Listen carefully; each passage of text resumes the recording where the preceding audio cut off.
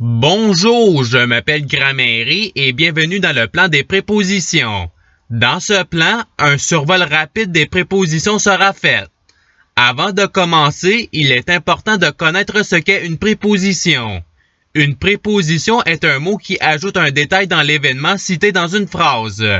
Par exemple, si la phrase « Le chat joue avec la petite balle bleue » est lue, le mot « avec » est une préposition indiquant que la balle est très près du chat et qu'il interagit avec elle. La préposition est toujours suivie d'au moins un mot. Elle est comme dans un sens, un train et ses wagons. La préposition est la tête du train et les autres mots sont des wagons qui sont tirés par la tête. Donc, il peut être conclu que la tête du train ne peut pas être toute seule, ni que les wagons n'aient pas de tête de train qui les tire. Il faut absolument qu'il y ait une tête et un wagon. Maintenant que la définition de la préposition est connue, allons voir les emplacements possibles. Le premier emplacement est après un nom. Si la phrase suivante est prise pour illustrer ça, le nom fourchette est suivi de la préposition dans et de la chaîne de mots. Le deuxième emplacement est après un verbe. Si une phrase comme celle-ci est prise, le verbe donne est suivi de la préposition avec et de la chaîne de mots. Le troisième emplacement est après un adjectif. Si la phrase suivante est prise en guise d'exemple, l'adjectif heureuse est suivi de la préposition d' et de la chaîne de mots. Le quatrième emplacement est après un pronom.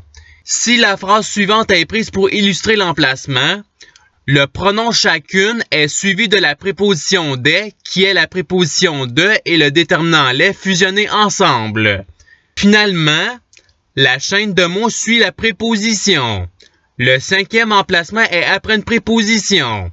Si la phrase suivante est prise pour un exemple, la préposition pour est suivie de la préposition de et de la chaîne de mots. Le sixième emplacement est après un adverbe. Si la phrase « Malheureusement pour ces enfants, ils ne pourront pas jouer dehors » est prise en guise d'exemple, l'adverbe « malheureusement » est suivi de la préposition « pour » et de la chaîne de mots. Le septième emplacement est après une conjonction. Si la phrase suivante est prise en guise d'exemple, la conjonction QU' est suivie de la préposition « après » et de la chaîne de mots. Le huitième emplacement est quand la préposition est au début de la phrase. Si la phrase chez Aurélie, il y a des friandises et des gâteaux est prise en guise d'exemple, la préposition chez est suivie de la chaîne de mots étant Aurélie. Une fois les emplacements connus, il ne reste plus qu'à connaître les différentes prépositions. Elles se répartiront en 12 catégories.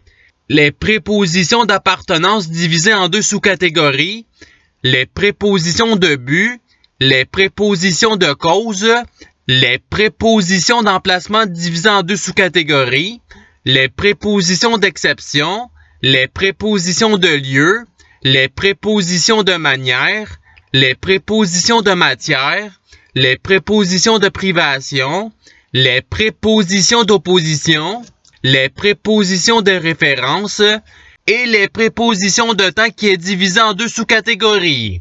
Il est à noter que certaines prépositions comme celle dans l'image ci présente se retrouvent dans plus d'une catégorie. Toutes ces catégories seront vues en détail dans des vidéos à venir. Et c'est ce qui termine le plan. Je vous remercie d'avoir regardé la vidéo en souhaitant qu'elle ait pu vous aider davantage dans votre apprentissage de la langue française. Si vous le voulez, il y a d'autres capsules sur d'autres sujets qui vous attendront sur ma chaîne. Cela dit, je vous souhaite une bonne journée ou soirée. À la revoyure!